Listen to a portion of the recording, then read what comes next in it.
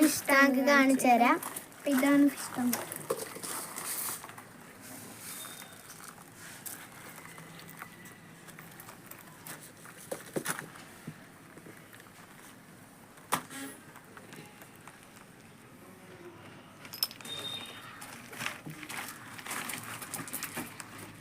അപ്പോൾ ഗൈസ് ഞങ്ങളിവിടെ ഒരു ബ്രാലിനെ കണ്ടിട്ട് തന്നെ അതിനെ പിടിക്കാൻ നോക്കാം. എല്ലാ ഗൈസ് നമുക്ക് നോക്കാം.